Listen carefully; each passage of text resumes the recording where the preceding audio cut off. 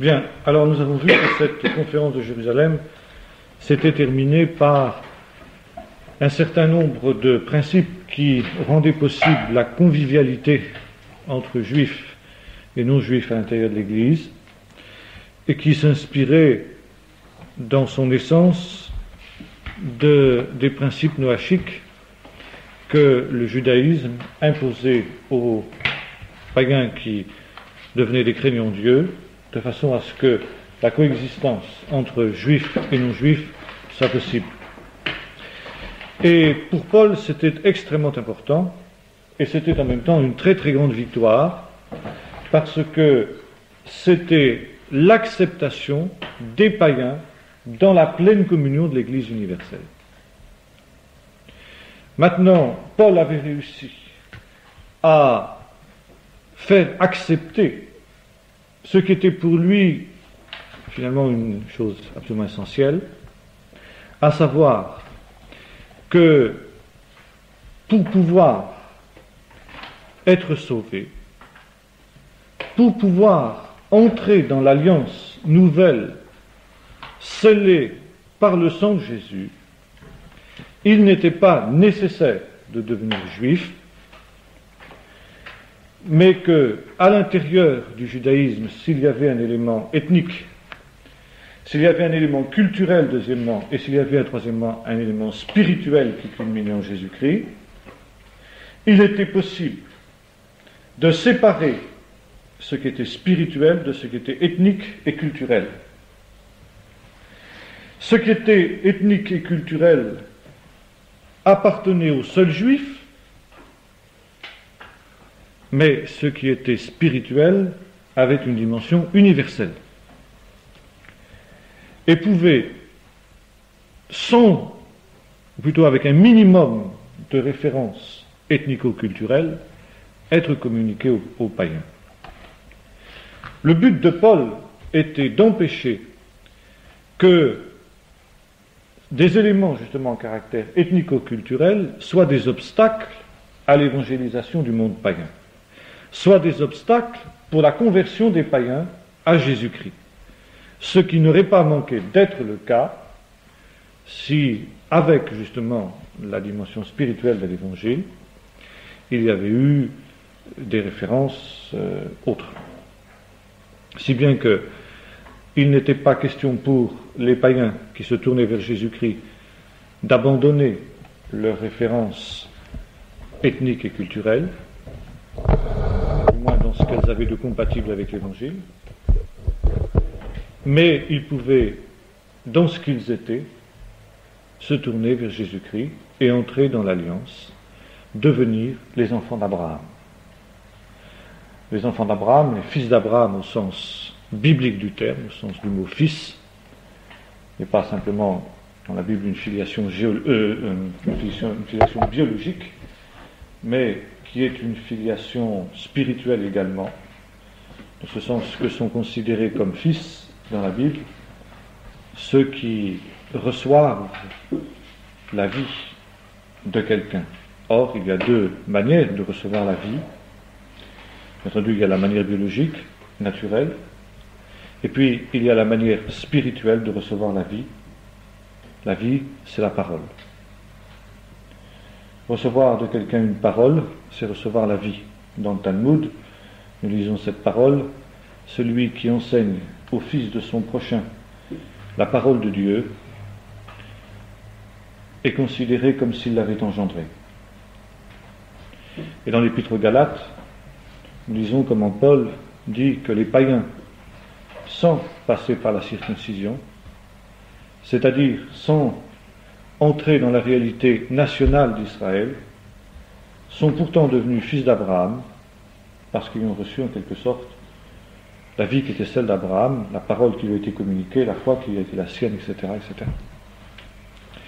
Et ça, c'était justement cette grande révolution qui, à la suite de la décision de Jérusalem,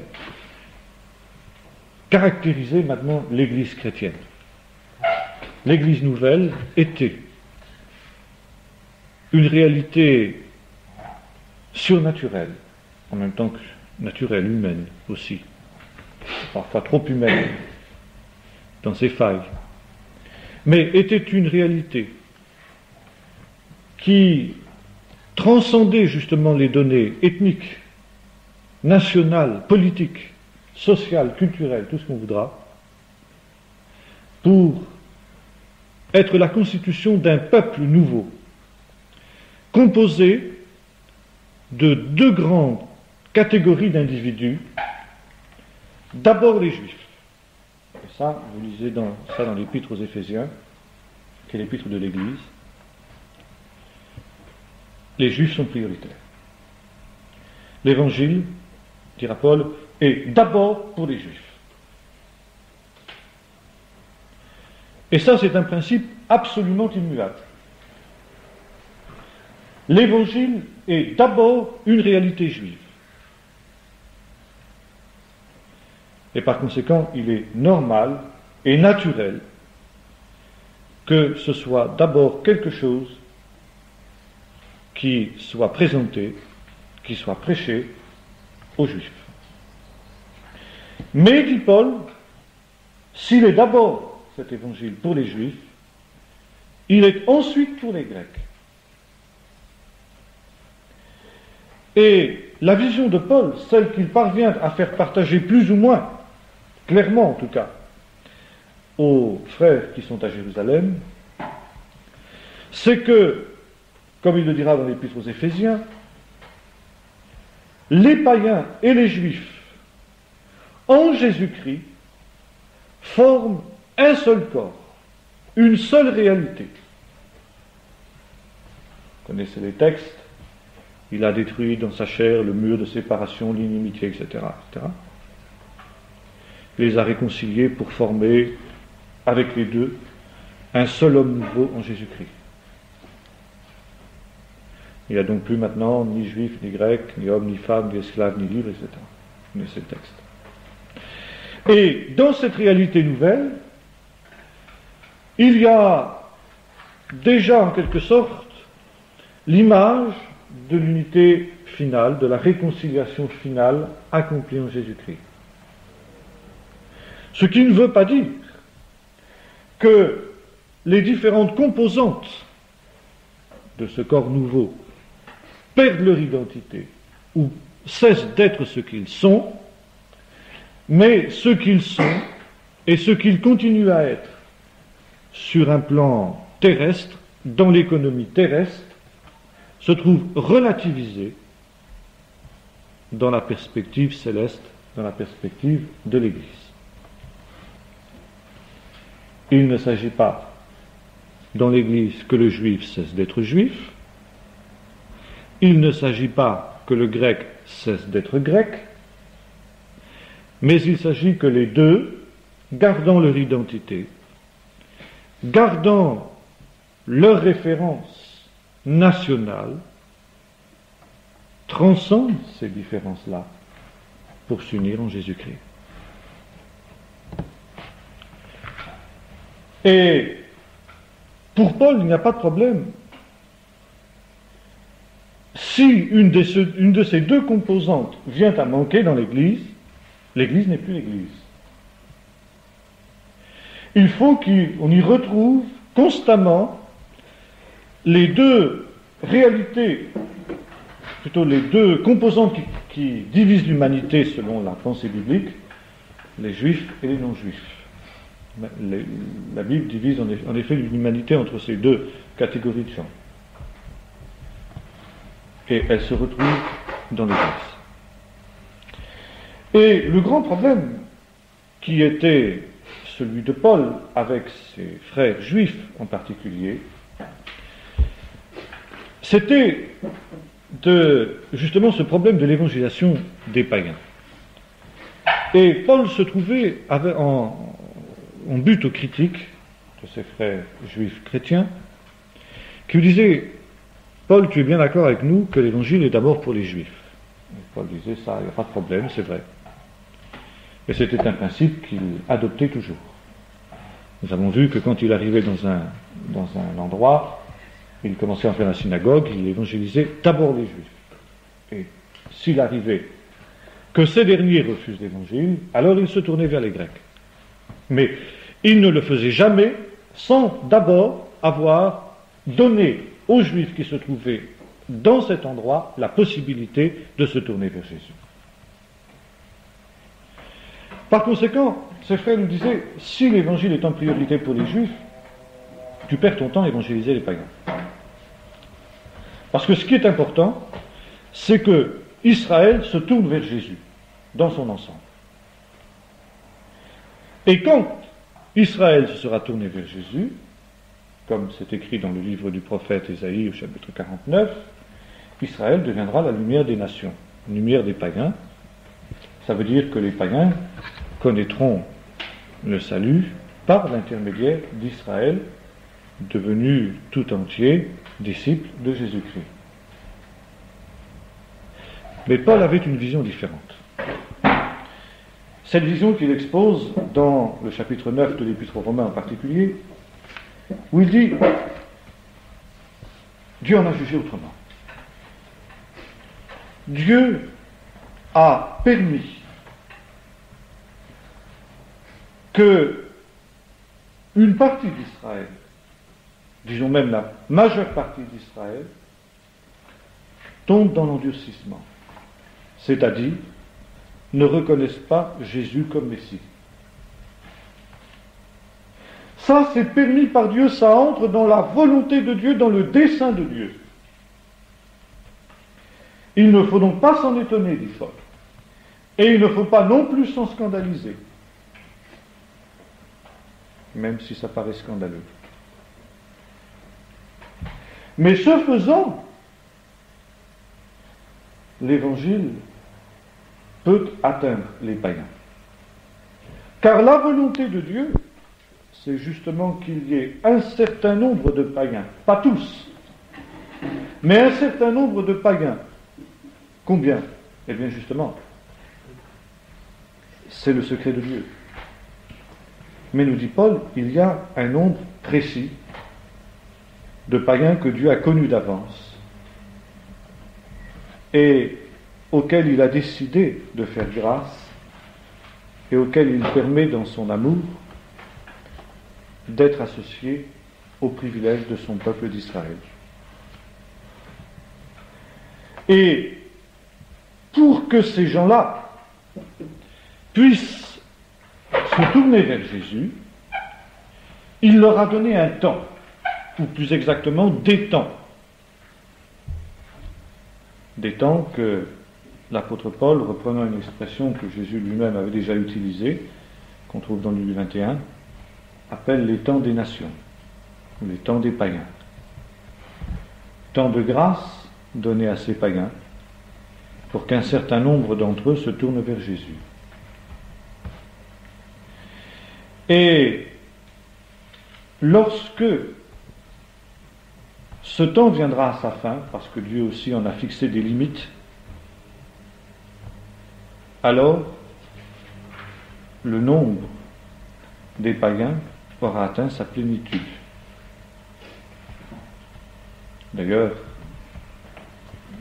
dans le texte de Luc, il y a à peu près la même idée, jusqu'à ce que soit rempli, et littéralement le texte hébreu, n'est-ce pas, les temps des nations, les temps des païens, jusqu'à ce que les temps des nations atteignent leur plénitude. Et c'est le même mot que nous trouvons chez Paul. Enfin, jusqu'à ce que soit rempli le nombre des païens. Et à ce moment-là, eh bien, Israël se tournera vers Jésus. Par conséquent, prêcher l'évangile aux païens, c'est pas perdre son temps, dit Paul. Parce que plus vite on aura prêché l'évangile aux païens, plus vite on aura prêché l'évangile jusqu'aux extrémités de la terre, parce qu'il y a aussi une autre parole de Jésus qui va dans le même sens. Il faut d'abord que cette bonne nouvelle du royaume soit prêchée dans le monde entier. Ensuite viendra la fin, dit Jésus lorsque ses disciples l'interrogent. Par conséquent, plus vite on aura atteint les extrémités de la terre avec l'évangile, plus vite on aura atteint le nombre des élus, et bien plus vite, le voile qui recouvre Israël sera retiré et Israël se tournera vers Jésus. Par conséquent, ce n'est pas prêcher l'évangile aux païens, ça n'est pas aller à l'encontre du but qu'un certain nombre d'autres apôtres se proposaient d'atteindre, qui était celui justement de prêcher l'évangile à Israël, mais c'est au contraire travailler dans le même but, travailler au dessein de Dieu. Et Paul parvient à faire admettre de la majorité des membres de l'Église cette vision des choses. On lui donne la main d'association pour que précisément il aille vers les païens et qu'un certain nombre d'autres apôtres, commençant par Pierre, aillent au contraire vers les circoncis, c'est-à-dire vers les Juifs. Fort de cet encouragement, fort de cette avalisation de son ministère par les apôtres qui sont à Jérusalem, Paul va donc repartir pour un deuxième voyage missionnaire. Le livre des Actes nous rappelle que ce départ a été quelque peu perturbé par un certain dissentiment qui s'était créé entre Paul et son frère, son ami Barnabas, au sujet de ce jeune Marc qui les avait abandonnés au cours du premier voyage. Barnabas, qui était un homme bon, nous est-il dit, un homme par conséquent conciliant de nature, aurait été partisan de le prendre, mais Paul, qui était au contraire un tempérament extrêmement entier, estimant qu'on ne pouvait pas faire confiance à ce garçon, a refusé de le prendre. Et Barnabas a maintenu son point de vue, il y a eu conflit entre les deux hommes, et finalement il y a eu séparation. Il y a eu séparation, certainement pas dans la violence, mais on s'est séparés, n'est-ce pas ? Ce détail nous montre finalement que ces hommes qui nous considérons comme des grands hommes et qui sont de grands hommes de Dieu étaient aussi des hommes et qu'ils pouvaient parfois avoir des désaccords, mais que malgré tout ces désaccords ne touchaient pas à l'essentiel, qu'il n'y avait pas c'était simplement un conflit de circonstances, et plus tard nous retrouvons Barnabas, Saul, nous retrouvons Marc auprès de Paul, n'est-ce pas, notamment dans la fin de sa vie, dans d'autres circonstances et dans d'autres contextes, les choses étant rentrées dans l'ordre. Mais pour l'heure, c'est la séparation. D'après une tradition qui n'est pas vérifiable, dont l'historicité n'est pas vérifiable, Barnabas et Marc seraient allés évangéliser l'Égypte. C'est vraisemblablement faux d'ailleurs, mais enfin, c'est une tradition. Ils sont allés certainement faire quelque chose et ne sont pas restés inactifs, on peut l'imaginer. Mais en ce qui concerne Paul, avec une équipe qui s'est constituée à ce moment-là, car Paul était un homme qui avait une vision aussi de ce que devait être l'œuvre de Dieu. Jésus, déjà, quand il avait envoyé ses disciples en mission, les avait envoyés deux par deux. Et il y a une chose qui est foncièrement antibiblique, c'est l'homme seul. L'homme seul dans le travail du Seigneur, c'est absolument antibiblique, et en tout cas pour un temps long. Ça peut être parfois pour un temps court, dans certaines circonstances, pour une mission bien précise, mais jamais il n'y a pour un temps long un homme seul. Il peut y avoir des hommes de pointe, il doit y avoir des hommes de pointe. Et Paul, bien entendu, était un de ceux-là. Mais autour de Paul, il y avait des collaborateurs. Paul avait une véritable équipe avec lui, qui pouvait d'ailleurs plus ou moins changer au gré des circonstances, varier quelque peu, mais finalement, il y avait toujours une équipe de base qu'on retrouvait autour de Paul. Nous trouvons Silas, nous trouvons aussi finalement l'homme qui va être le chroniqueur de ce qui se passe, par lequel nous connaissons tous les événements de la vie et de la mission de l'apôtre Paul, celui que Paul appellera le médecin bien-aimé, Luc, le seul non-juif de la Bible, le seul auteur non-juif de la Bible, mais qui était un homme qui avait certainement une culture biblique très importante, très grande, et qui était un homme à bien des égards remarquable.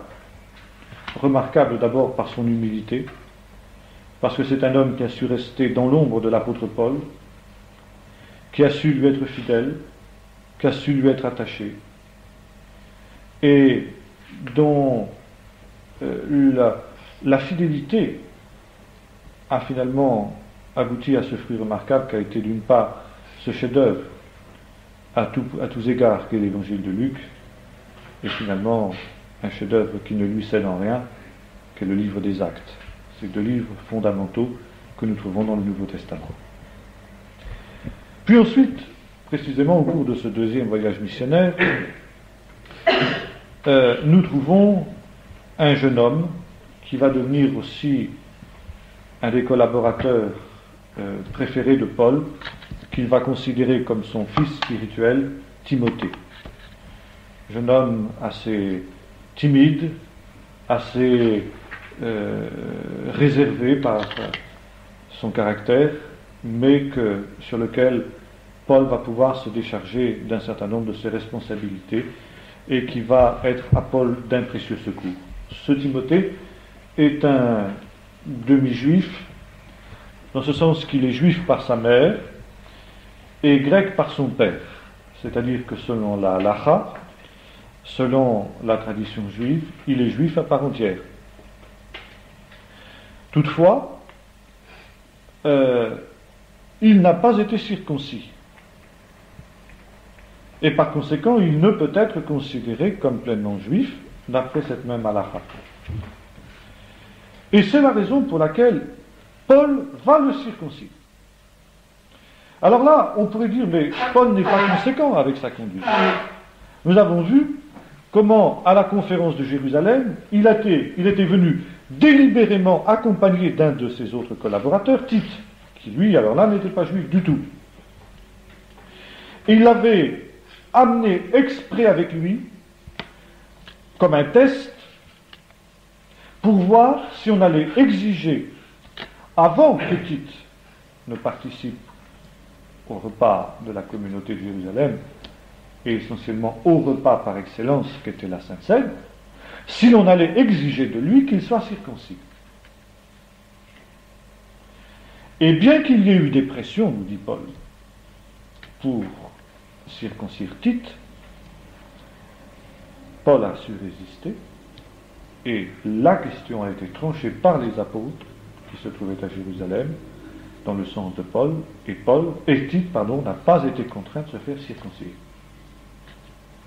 Pourquoi, alors que Paul a résisté aux pressions pour circoncire Tite, pourquoi maintenant, lui-même, prend-il l'initiative de circoncire Timothée? Parce qu'encore une fois, d'après la halacha, Timothée est juif par sa mère. Et Paul respecte l'identité nationale et culturelle des uns et des autres. Il est indispensable que Timothée assume pleinement ce qu'il est. Il est juif à part entière, et bien que cela soit concrétisé, cela soit manifesté comme cela doit l'être, par cette appartenance nationale, ce signe d'appartenance nationale qu'est la circoncision. Ensuite, nous trouvons, alors là nous verrons plus tard, mais j'anticipe un petit peu sur le troisième voyage, sur les autres voyages de Paul, un certain nombre d'autres compagnons, d'autres collaborateurs de Paul, par exemple Apollos. Apollos, lui qui est un juif, un homme brillant, versé dans les Écritures, qui a une très grande facilité de parole, et qui apparemment est originaire des groupes baptistes, qui étaient assez nombreux dans le pays d'Israël d'une part, et sans doute aussi un peu dans les pays voisins, dans les grandes diasporas voisines. Et Apollos, juif hellénistique, avait été en contact avec ces groupes baptistes, et il lui manquait toute une dimension. Nous aurons l'occasion d'y revenir, au moment de ce qu'on appelle la Pentecôte d'Éphèse, où il va entrer en contact avec d'autres compagnons et collaborateurs de Paul. Cette fois-ci, il s'agit d'un couple que Paul va rencontrer au cours d'un de ses voyages et qui exerce la même profession que lui. Il s'agit d'Aquilas et de Priscille. Ce sont des Juifs qui ont résidé à Rome jusqu'au moment où l'empereur Claude, dans les événements que nous évoquerons peut-être tout à l'heure si nous avons le temps, et dans l'agitation, si vous voulez, qui a conduit à la grande révolte contre les Romains en 66, avait expulsé les Juifs de Rome. Il n'est pas impossible que la prédication de l'Évangile ait quelque peu joué aussi à ce niveau-là, et que, dans le fond, confondant Juifs et chrétiens, l'empereur ait finalement expulsé tout le monde. Donc Aquilas et Priscille avaient été chassés de Rome, et ils s'étaient retrouvés à faire des tentes, comme Paul faisait, car Paul était un homme qui, pour ne pas créer d'obstacles à l'Évangile, et ça on voit que c'est toujours le souci premier de Paul, celui qu'il définira dans la deuxième épître aux Corinthiens, être tout à tous, ne mettre un scandale, être en scandale, j'aime pas cette expression, j'aime pas cette traduction, parce que finalement, elle est mauvaise, elle ne dit pas du tout ce que Paul voulait dire. Scandale, il faudrait traduire par piège, piège ou bien fausse. Il ne voulait pas qu'il y ait quoi que ce soit dans sa vie, dans son comportement, qui puisse être un piège pour qui que ce soit par rapport à l'Évangile. C'est-à-dire qu'il crée des obstacles pour qu'un juif ou un grec ou un esclave ou un homme libre, etc., pour un comportement donné, refuse de se tourner vers Jésus. Et ça, c'était le grand souci de Paul, être tout à tous. Et c'est pourquoi il ne voulait pas non plus qu'on puisse dire qu'il prêchait l'Évangile pour de l'argent, pour gagner de l'argent. Et il préférait, dans certaines circonstances, travailler de ses mains pour être totalement autonome à ce niveau-là et être totalement indépendant. Il faut dire, à ce niveau-là, que Paul se comportait aussi et se conformait à ce qui se pratiquait parmi les rabbins d'Israël. Nous lisons dans le Talmud, par exemple, que l'étude de la Torah sans le travail manuel conduit à la débauche, disaient les rabbins, n'est-ce pas? Comment? Qu'est-ce qu'il y a, Nathalie? Non, s'il y a quelque chose qui vous arrête, il ne faut pas hésiter à me bloquer. Hein. Il y a quelque chose que vous ne comprenez pas. Bon. Et nous savons par exemple que les principaux rabbins, par exemple, qu'on trouve dans les premières générations après la destruction du temple, l'époque de la Mishnah, ce qu'on appelle les Tanaïm, certains, on connaît les métiers manuels de ces gens-là. Et ce que faisait, la manière d'agir des rabbins était celle-ci. Ils travaillaient en journée et le soir, ils rassemblaient les disciples dans ce qu'on appelait le Bet Midrash, c'est-à-dire la maison d'études qui était attenante à la synagogue d'une manière générale, où se rassemblaient tous ceux qui voulaient étudier la Torah sous la direction de ces rabbins-là. Eh bien, Paul agit exactement comme ça. Paul travaille dans la journée, et le soir, il rassemble ceux qui veulent l'entendre pour étudier la parole de Dieu. Au départ, il le fait dans la synagogue, et lorsque ce n'est plus possible de le faire à la synagogue parce qu'il y a eu opposition, il le fait dans un local qu'il loue, par exemple, oui, justement, ou bien précisément dans la maison justement de ce couple que sont Aquilas et Priscille. Et au cours d'une de ces rencontres, précisément, ces gens-là se tournent vers Jésus-Christ à la suite de la prédication de l'apôtre Paul, et ils deviendront quelques-uns des collaborateurs les plus fidèles qui soient de l'apôtre Paul pendant toute la durée de son ministère, ceux qui le resteront fidèles jusqu'au bout. Ils auront un grand ministère dans la mouvance justement de l'apôtre Paul. Plus tard, nous trouvons également Philémon sur la fin de la vie de Paul, que l'on peut considérer aussi certainement comme un des collaborateurs de l'apôtre Paul. Et peut-être y en avait-il d'autres autour de l'apôtre dont les noms ne nous sont pas cités ou qui ne sont pas aussi célèbres que ceux dont nous avons parlé, mais qui sont finalement quand même les principaux. Paul avait pour stratégie missionnaire d'évangéliser les grands centres de l'Empire romain. Il faisait une œuvre d'apostolat, c'est-à-dire qu'il cherchait à établir des églises qui seraient autant de bases de départ pour une évangélisation ultérieure des villes de moindre importance. Et nous le voyons essayer d'implanter des églises dans les grands centres du monde ancien, puis de constituer sur place des équipes, soit en déléguant quelques-uns de ses collaborateurs pour structurer l'Église pendant un certain temps jusqu'à ce qu'elle puisse prendre son autonomie, jusqu'à ce que puisse surgir en son sein un certain nombre de ministères qui pourront poursuivre l'œuvre.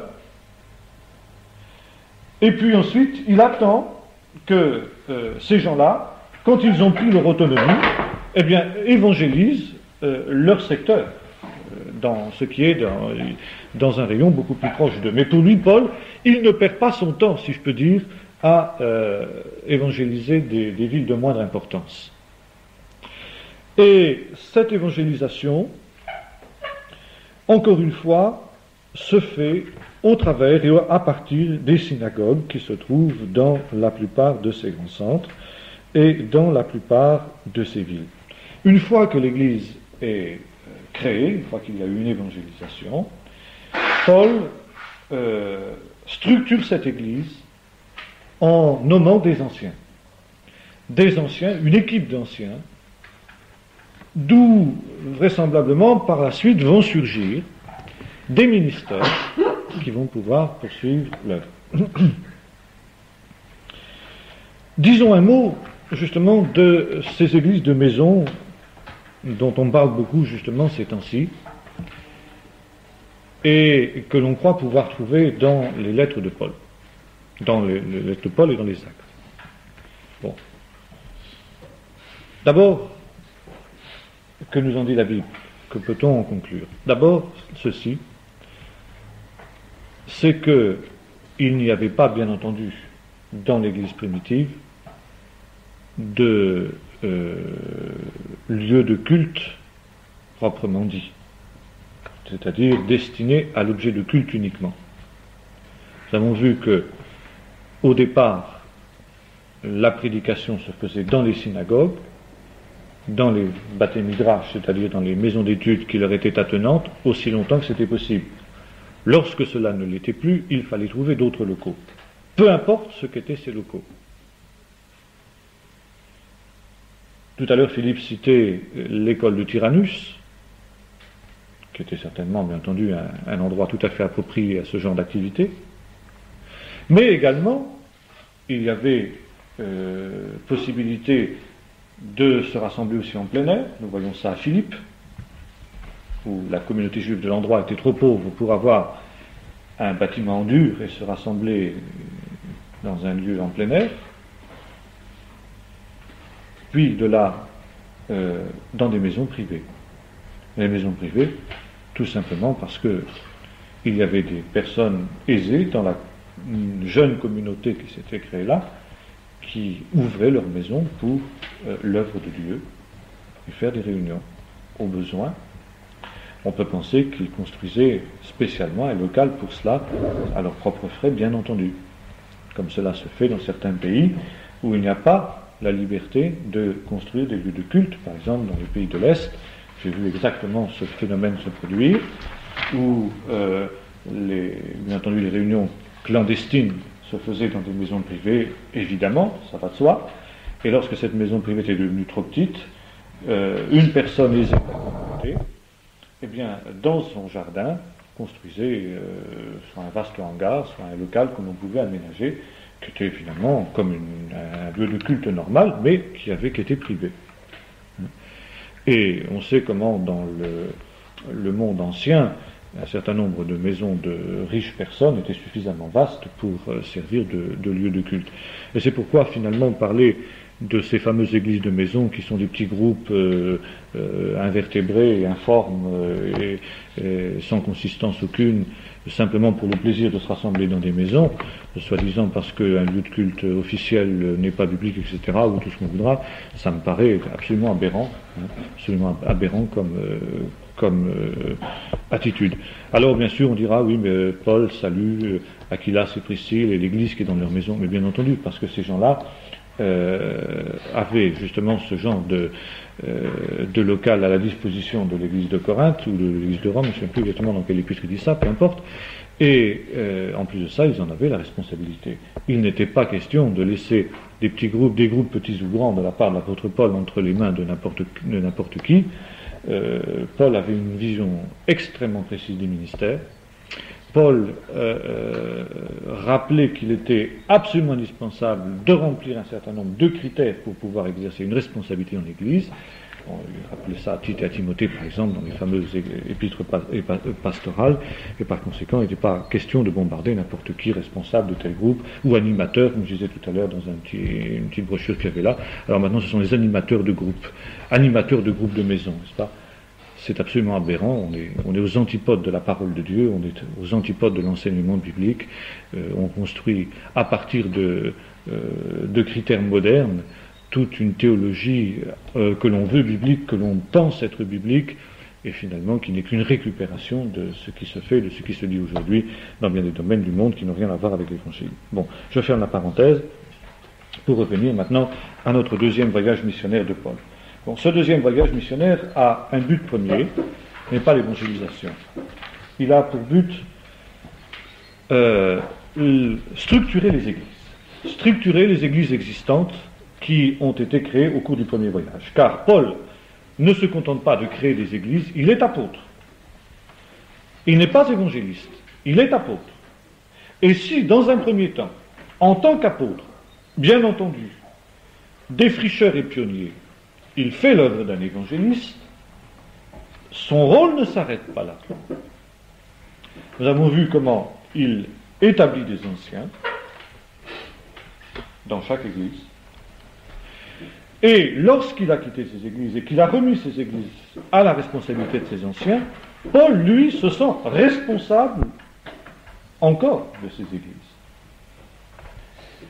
Et il va effectuer un deuxième voyage pour voir où en sont ces églises, au besoin pour rectifier ce qui va avoir besoin de l'être, pour les affermir, pour les enseigner d'une manière plus profonde, bref, pour pourvoir à leurs besoins spirituels. Lorsque Paul ne peut pas se rendre lui-même dans ces églises et qu'il discerne des besoins, il va leur écrire des lettres dont nous avons un bon nombre, et qui sont les fameuses épîtres que nous trouvons dans le Nouveau Testament. Et Paul le fait au nom de la responsabilité et l'autorité apostolique qui est la sienne. Il se sent vraiment responsable de ces églises-là. Par contre, il fera extrêmement attention de ne pas empiéter sur d'autres églises, celles qui ne sont pas de sa responsabilité. Il n'interviendra pas, par exemple, dans les églises qui ont été fondées par Pierre. Il n'interviendra pas dans les églises qui sont à majorité composées de juifs, parce que ce n'est pas son champ d'apostolat. Paul dira lui-même qu'il est très conscient de ce que sont ses limites.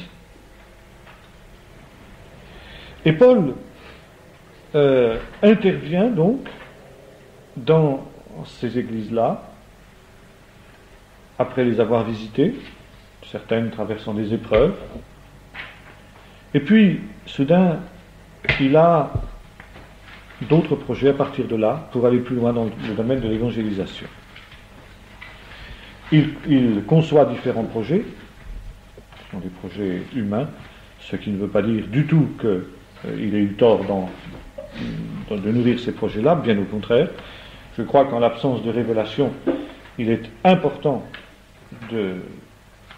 d'élaborer des projets avec sagesse et bon sens, et c'est ce que Paul avait fait, mais par des moyens dont la Bible ne nous parle pas, le Saint-Esprit a mis des obstacles au projet de Paul. parce que le Saint-Esprit avait un autre projet pour Paul que Paul n'avait pas conçu, auquel Paul n'avait pas pensé, c'est l'évangélisation de l'Europe. Et c'est la fameuse vision du Macédonien. Entre-temps, Luc a rejoint l'équipe de Paul. Le ton change dans le livre des Actes. On passe du il au nous, n'est-ce pas? Et c'est la vision où le Macédonien demande à Paul de secourir, de le secourir. Paul en conclut, après en avoir parlé avec ses collaborateurs, après avoir prié, après avoir échangé à ce sujet, que c'est un appel de Dieu à passer en Europe. Traverse un tout petit bras de mer qui sépare Troas, l'ancienne Troie, célèbre dans les écrits d'Homère, pour aborder de l'autre côté, en Grèce, à Philippe. Comme disait le premier homme qui a mis le pied sur la Lune, un petit pas pour moi, mais un grand pas pour l'humanité. C'était exactement ce qui se passait là. Petite traversée, toute petite en comparaison de ce que Paul avait fait jusque maintenant, mais qui allait être extrêmement lourde de conséquences. Parce que Paul entrait là, et avec Paul, l'Évangile, dans un autre univers. Dans un autre univers mental, dans un autre univers culturel. Il quittait l'Orient pour aborder l'Occident. Il allait se heurter avec l'esprit occidental, l'esprit qui est encore le nôtre aujourd'hui, et qui n'était pas un esprit, qui n'est pas encore un esprit aujourd'hui, qui est tellement compatible avec l'Évangile, c'était quelque chose d'étranger à l'Évangile, et Paul allait très vite s'en rendre compte. Bon, je passe sur les épisodes que nous rapporte le livre des Actes et que nous connaissons bien, la tentative d'évangélisation de Philippe, qui va se terminer d'une manière assez tragique, bien que ayant eu un certain succès auprès d'un certain nombre de femmes juives de l'endroit, dont Lydie en particulier, et qui va aussi se poursuivre par l'exorcisme de cette fille qui était animée d'un esprit diabolique de divination, rapportant de grands gains à ses maîtres, qui vont faire emprisonner Paul et ses compagnons précisément parce que ce sont des gens qui annoncent des divinités étrangères. Paul et ses compagnons se retrouvent en prison, vous connaissez l'épisode, c'est l'intervention divine qui permet la délivrance miraculeuse de Paul et de ses compagnons, la conversion du geôlier de Philippe, la constitution par conséquent du noyau de cette église de Philippe, qui sera une des églises les plus spirituelles, les plus belles, qui a été fondée par l'apôtre Paul, celle qui lui donnera le plus de joie, comme nous le retrouvons quelques années plus tard, à la fin de la vie de Paul, au travers de cette extraordinaire épître qu'il leur écrira, l'épître aux Philippiens. Mais Paul doit quitter la ville. Et puis de là, c'est tout le long périple de Paul qui va l'amener à Athènes, où précisément il va entrer en contact avec l'esprit grec, justement. Athènes, capitale de la culture de ce temps-là, au lieu de cette culture philosophique, et où précisément les échanges philosophiques sont l'essentiel des activités des habitants de cette ville. Et il y a deux choses qui frappent Paul immédiatement dans cette ville. D'une part, l'omniprésence de l'idolâtrie. C'est-à-dire, c'est ce que nous appellerions nous aujourd'hui l'art. Il y avait, c'était la capitale artistique du monde antique, les fameuses statues grecques, les temples, le Parthénon, etc., dont il reste encore certains vestiges aujourd'hui. Et Paul n'était pas du tout sensible à l'esthétique de ce genre d'art. Pour lui, c'était tout simplement de l'idolâtrie. Et là, il réagissait absolument aux Juifs.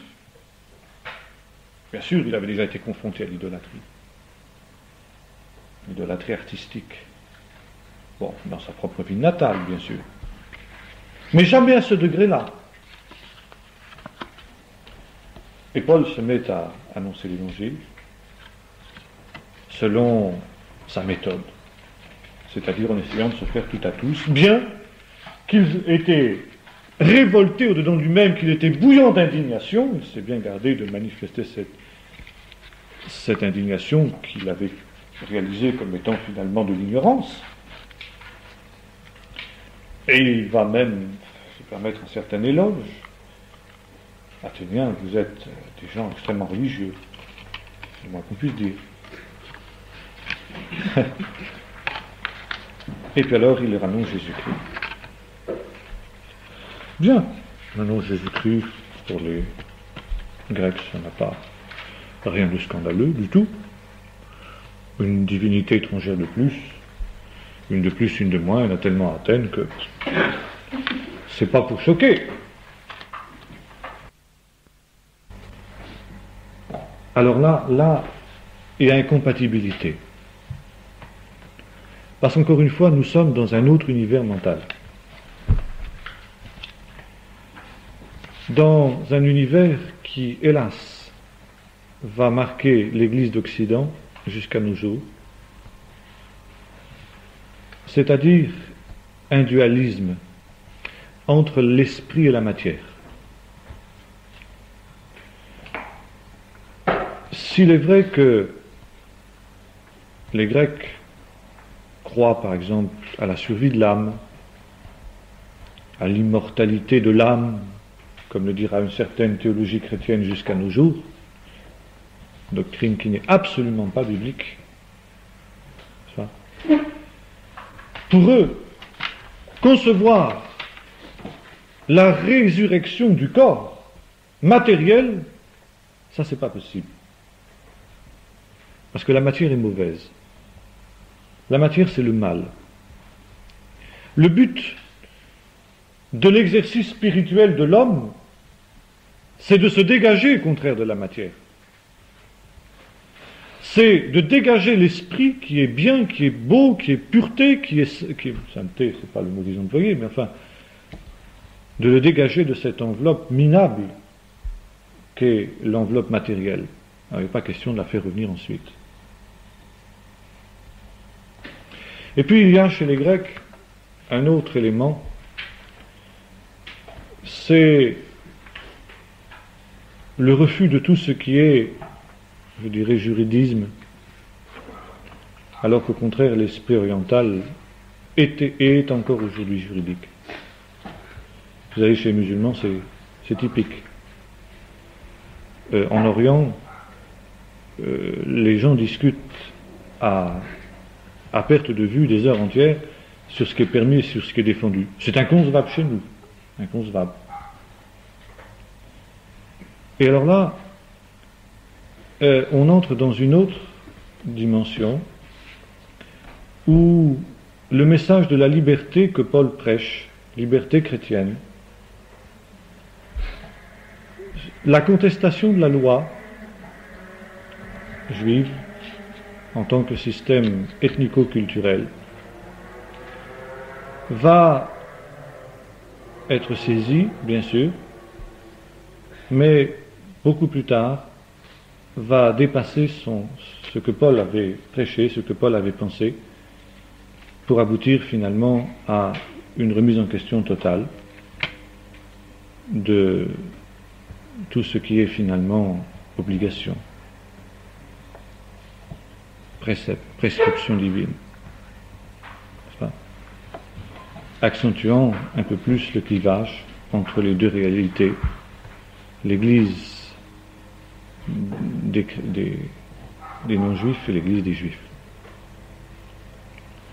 Et Paul n'a pas de succès à Athènes, il doit quitter Athènes.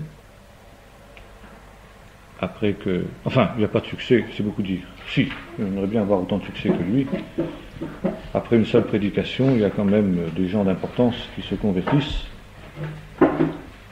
Mais c'est une expérience quand même un peu difficile pour Paul, que cette première prise de contact finalement avec cet esprit philosophique. Esprit philosophique, esprit discutailleur, esprit rationaliste, qui est la marque des Occidentaux, et qu'il va retrouver à Corinthe en particulier. Corinthe, une des grandes capitales de l'Empire, enfin une des grandes villes, métropoles de l'Empire plutôt, une ville d'un demi-million d'habitants, mais une ville totalement corrompue. Tellement corrompue qu'il y a dans le monde grec un proverbe qui, lorsque l'on veut dire que quelqu'un, comme on dirait aujourd'hui en français moderne, mène une vie de patachon, eh bien on disait il vit à la corinthienne. C'était tout dire. Corinthe était surtout célèbre pour ses temples de Vénus, la déesse de l'amour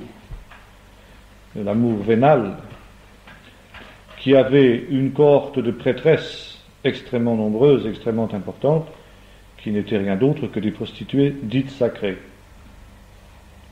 Et l'on trouvait à Corinthe, à cette époque-là, des milliers de prostituées qui exerçaient là leur commerce, si je puis dire, si bien que la situation des habitants de cette ville était celle d'une dépravation totale. Paul arrive dans cette ville pour y prêcher l'Évangile, persuadé que Dieu l'appelle dans cette ville. Et il semble que les premiers contacts avec cette population dissolue, dont sûrement Paul, ce juif rigoriste, pharisien, qui non seulement a en horreur l'idolâtrie, comme sa réaction à Athènes l'a montré, mais en plus de ça, a en horreur l'immoralité, n'est pas facile. Et les premiers temps de Paul à Corinthe semblent avoir été des plus décourageants. D'autant que la méthode d'évangélisation de Paul n'était pas faite pour porter du fruit. Paul n'a pas du tout cherché, il le dira dans les premiers épîtres aux Corinthiens, à présenter l'évangile d'une manière attractive. Paul était un homme qui avait compris que dans cette ville totalement dépravée, totalement dissolue, où les gens étaient absolument sans principe, il était indispensable de placer la barre très haut pour avoir des vraies conversions. Et pour ne pas traîner ensuite dans ce qui deviendrait l'église de Corinthe, ce que je dirais, entre guillemets, des canards boiteux, c'est-à-dire des gens qui, finalement, auraient l'apparence de la piété sans en avoir véritablement la force, et qui seraient des pièges pour leurs frères. Alors Paul, délibérément, sciemment, dès le départ à Corinthe, plus l'immoralité était grande, plus Paul a mis la barre haut. La croix. La croix de Jésus-Christ. La croix de la non-puissance, le scandale. Une conversion totale, une conversion radicale. L'abandon des idoles. L'abandon de l'immoralité pour se tourner vers Jésus-Christ. Voilà ce que Paul exigeait. Alors ce n'est pas une foule qui s'est tournée vers l'Évangile. C'est évident. Et Paul cite quelques-uns des premiers qui se sont convertis, parmi ceux qu'il a baptisés lui-même. Et il semble qu'au bout d'un certain temps, Paul ait connu un certain découragement dans la ville de Corinthe, se demandant même s'il allait poursuivre l'œuvre. Et c'est alors que le Seigneur lui apparaît dans une vision, en disant, Paul, parle, ne te tais pas, parce que j'ai un peuple nombreux dans cette ville. Effectivement, la prédication persévérante de Paul va porter son fruit. Et Paul va avoir la joie de voir se créer dans cette ville la poubelle, vraiment ce qu'il y a de plus dépravé dans l'Empire romain. Il va avoir la joie de voir vraiment des gens marcher avec Dieu d'une manière véritable. Des gens qui étaient parmi les plus bas tombés, il le dira, il le rappellera, dans la première épître aux Romains, des gens qui étaient immoraux, idolâtres, corrompus, pervertis, homosexuels. Et voilà, vous avez été lavés, vous avez été sanctifiés, vous avez été purifiés par le sang de Jésus-Christ et par la parole de notre Dieu, dira-t-il. Mais ce ne sera pas sans lutte. Et il n'est pas étonnant que quelques années plus tard, cette église de Corinthe fera à Paul, provoquera des terribles problèmes.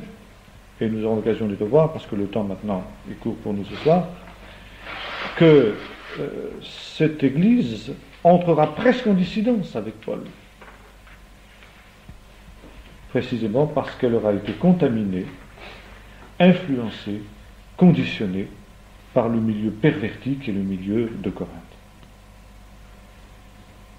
Paul, évidemment, lui était très conscient du danger, et encore une fois, c'est la raison pour laquelle il a placé la barre si haut au départ, quitte à avoir moins de conversions, mais avoir des bases solides. Il dira, j'ai voulu poser le fondement, un fondement solide, comme un sage architecte. Mais, lorsque Paul avait posé un fondement en tant qu'apôtre, d'autres construisaient dessus. Paul n'était pas seul. Paul n'était pas, bien qu'apôtre, l'unique ministère. Et non seulement Paul avait des compagnons qu'il déléguait, mais Paul reconnaissait le droit à des gens qui n'étaient pas obligatoirement de son équipe, en quelque sorte, de visiter ces églises dans la mesure où ils avaient un ministère reconnu. C'est ainsi, par exemple, qu'il y avait parfois des gens de l'entourage des apôtres de Jérusalem, parfois pharisiens quelque peu rigoristes, qui visitaient les églises fondées par Paul, précisément pour essayer de voir où cela en était, en ce qui concernait les relations, la communion fraternelle avec ces gens qui étaient des païens et qui étaient maintenant devenus des frères. Comment pouvoir, et nous verrons que ça provoquera parfois même des incidents sérieux, avec des gens comme Pierre, à Antioche par exemple. Et il a pu se produire que des personnes se convertissent à la suite de l'intervention de ces ministères-là, ou peut-être même des ministères qui ont surgi de l'église de Corinthe elle-même, et qui peut-être n'ont pas toujours été aussi scrupuleux et aussi rigoureux que ne l'avait été l'apôtre Paul. Si bien que si le fondement de l'église de Corinthe, c'est-à-dire les premiers convertis, étaient des gens extrêmement solides, ceux qui se sont convertis ensuite, c'était pas toujours aussi net. Et c'est ce qui va provoquer à Corinthe des terribles problèmes que l'apôtre Paul va avoir à résoudre beaucoup plus tard dans un deuxième temps. Mais ça, si vous le voulez, nous le verrons pour une autre fois.